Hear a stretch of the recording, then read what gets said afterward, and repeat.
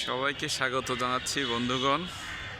আমি আছি খুলনার বিখ্যাত হাদিস পার্কে। আপনারা সবাই নাম জেনে থাকবেন, হাদিস পার্ক, শহীদ হাদিস পার্ক। এটা কিন্তু খুলনার অন্যতম বিখ্যাত একটি বিনোদন কেন্দ্র।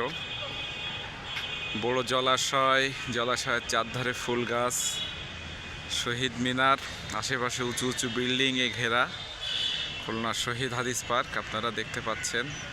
আজকে সূর্যের আলোর প্রখরতা একটু বেশি হওয়ার কারণে, রোদের তাপ একটু বেশি, এই কারণে বাতাসও কিন্তু একটু কম। তারপরেও দেখাচ্ছি গাছে গাছে ফুলের মেলা। দেখেন এদিকে হলুদ ফুল ফুটেছে, পলাশ ফুলের মতো। অ্যাকচুয়ালি নামটা বলতে পারছি না, দয়া করে আপনারা একটু কমেন্ট বক্সে জানাবেন, আমি একটু জুম করে আপনাদেরকে দেখাই। আপনারা যারা নাম জানেন একটু বলবেন।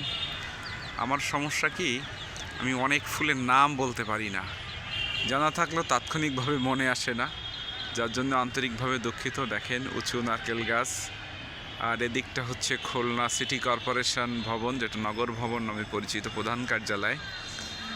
গাছে গাছে ফুল, ঝাউ গাছ, এদিকে গোল্ডেন ঝাউ, বেশ সুন্দর স্নিগ্ধ একটা পরিবেশ। এদিকে এক সময় ফোয়ারা চলতো, এখন রক্ষণাবেক্ষণের অভাবে কিন্তু সেটা আর চলে না, আপনারা দেখেন। আর এই জলাশয়কে কেন্দ্র করে কিন্তু ওয়াকওয়ে তৈরি করা হয়েছে, বসার স্থান তৈরি করা হয়েছে। এখানে কিন্তু মোটামুটি সারাদিনই দর্শনার্থীদের ভিড় থাকে। আপনারা, আমি এই সাইড দিয়ে একটু যাই, দেখাই।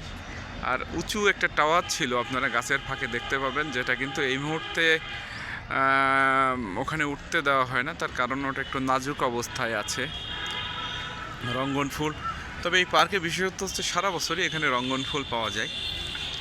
এই যে দেখেন, আর এদিকে ঝাউবন, বেশ সুন্দর ওয়াকওয়ে, নান্দনিকভাবে কিন্তু এটা তৈরি করা হয়েছে। এটা আমাদের খুলনার অন্যতম ব্র্যান্ড, যেটা বলা হয় হাদিস পার্ক। যারা খুলনা শহরে আসেন তারা হাদিস পার্কে আসেন। তো আমি আপনাদের দেখানোর চেষ্টা করলাম।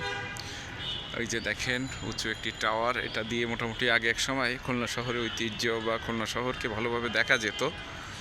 এখন সংস্কার করা হয় না, নাজুক বলে ওখানে উঠতে দেওয়া হয় না। বেশ সুন্দর।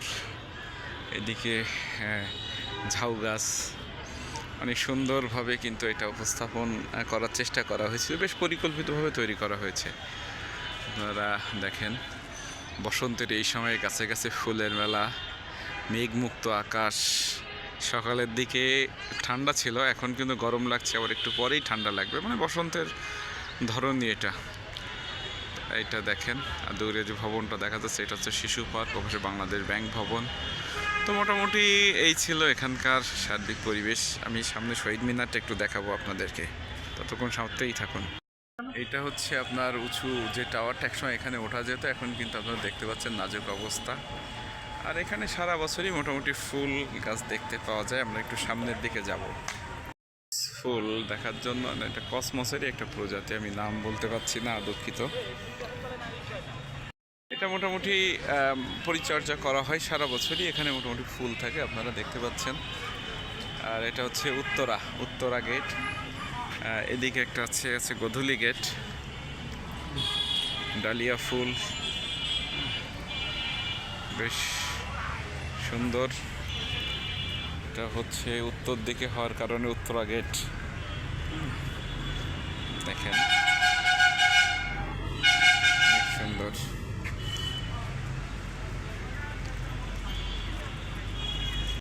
বাগান বিলাসের বিমুগ্ধ সৌন্দর্য, ঝিরিঝিরি হালকা হাওয়ায় কিন্তু দোলা দিয়ে যাচ্ছে, বেশ চমৎকার লাগছে দেখতে।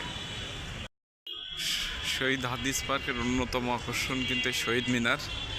21শে ফেব্রুয়ারিতে এখানে বিভিন্ন প্রতিষ্ঠান সংগঠনের পক্ষ থেকে শহীদ বেদিতে শ্রদ্ধাঞ্জলি জানানো হয়, পুষ্পস্তবক অর্পণ করা হয়। আর এখানে গাঁদা ফুল গাছ লাগানো হয়েছে। এটা কিন্তু মোটামুটি বেশ বড়, এখানে উঠতে হলে জুতা খুলতে হয়, এই জন্য আর উঠলাম না, আপনারা দূর থেকে দেখেন। ভাষার জন্য 1952 সালের 21শে ফেব্রুয়ারির দিনে যারা শহীদ হয়েছিলেন, সালাম, রফিক, বরকত, জব্বার, শফিউর, তাদের স্মৃতি রক্ষার্থে শহীদ মিনার তৈরি করা হয়েছে। এটা হচ্ছে হাদিস পার্কের গোধূলি গেট, মানে এটা হচ্ছে পশ্চিম গেট। তো এটাই হচ্ছে সার্বিক পরিবেশ এখানকার। সবাই ভালো থাকবেন, সুস্থ থাকবেন, ধন্যবাদ।